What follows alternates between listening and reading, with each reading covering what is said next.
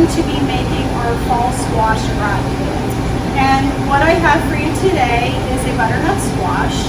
And you can use any kind of squash. You can use your favorite squash. You can use an acorn squash. You can use a mixture of squash. But today we're going to be using this butternut. And first thing you want to do is prepare your squash. So you want to wash it, and then we're going to cut the end off. You want to use a sharp knife to do this. Always safety first. You can cut it down in smaller pieces as well if it's a little bit easier for you to work. So here I've cut it in half. And then you want to peel the squash. So I like to use a potato peeler and just go down the squash and peel all that off. On a lot of the fall squash, the skin is not edible, so we really want to remove that. So you can see how easily that comes off. You can also use a paring knife, but I like to use a potato peeler just for safety. So you want to get rid of that, peel your squash, and the next thing you're going to need to do is remove the seeds. Okay? So again, we cut it down into smaller pieces.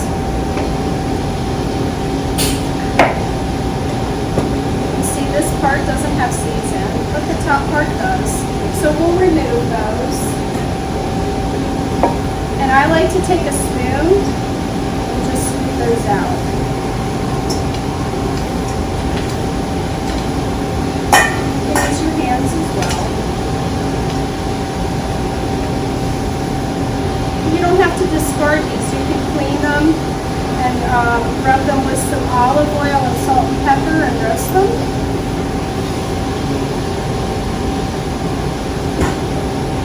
Then, once your squash is clean and seeded, we're going to cut it into pieces. So what you can do from here is you can do just some slices. If you'd like to have slices and lay that out in your casserole dish. Today, I'm just going to dice it. About an inch in width.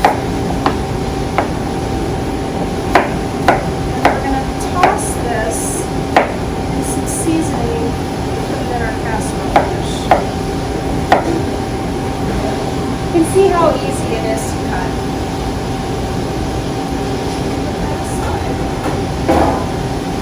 So now that your squash is cut, you're going to want to cook it or steam it a little bit. So what I like to do is put it on a pot of water on the stove, and you want to cook it halfway. Once it's cooked halfway, then we're going to prepare it for our casserole. Put that in the steamer and steam that. Once it's about halfway cooked, you can kind of see how it's kind of breaking a little bit there, but it's still kind of raw in the center. That's the texture you want. So from there, we're going to add our seasoning.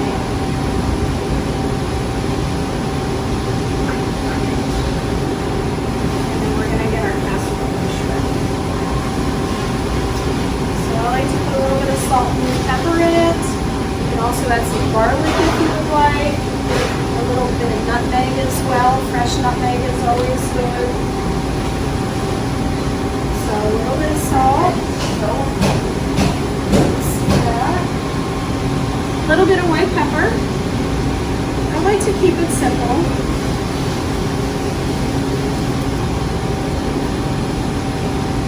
A little bit of nutmeg.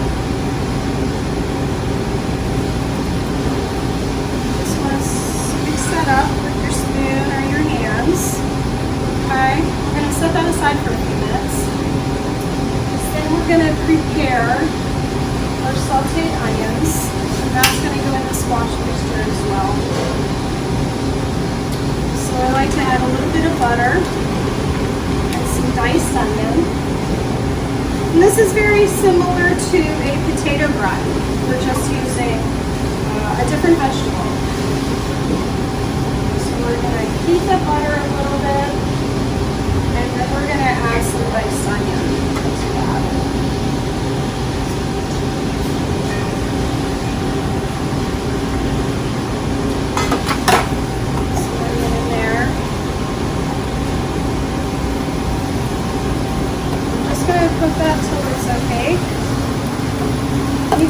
olive oil if you would like.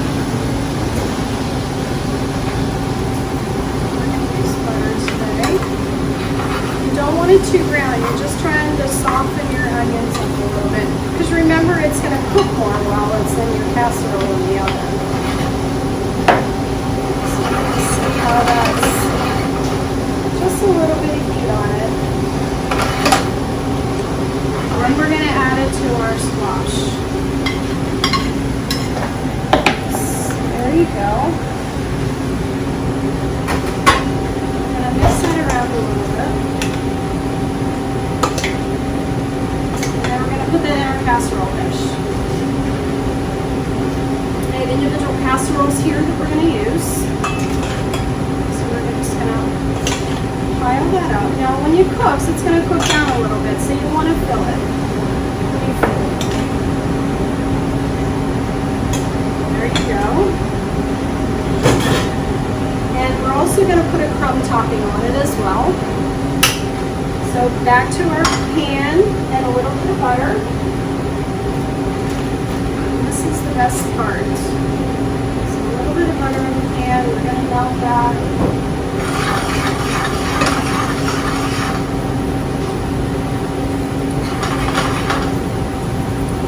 A little bit of salt, just a little bit.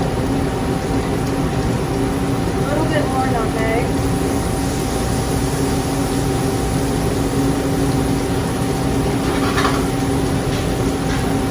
I've got some panko breadcrumbs here. We're going to put that in as well as soon as the butter melts. You can also use plain breadcrumbs. I'm going to put that in the butter, just to make a little crunchy topping for it. Take that off. And I like it to be a little colorful, so at this point you could add some chopped parsley. You could add some fresh thyme if you would like. See how the butter just kind of brought that together there? So that's going to be our topping for a casserole. I also like to use a little bit of brown sugar. So now we're going to prepare it for the oven. So a little bit of heavy cream, just like you would an au gratin potato. Just going to pour a little bit of that in. You don't need a lot. And then I'm going to sprinkle it with a little bit of brown sugar. And then we're going to put our topping on. Just gives it a little bit of sweetness. Just a little bit on top there. When it cooks, it's going to cook up and it's going to be delicious.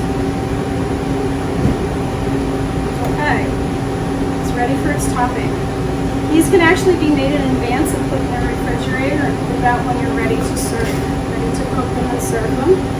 Sprinkle a little bit of this seasoned crumbs on the top. And then it's ready for the oven.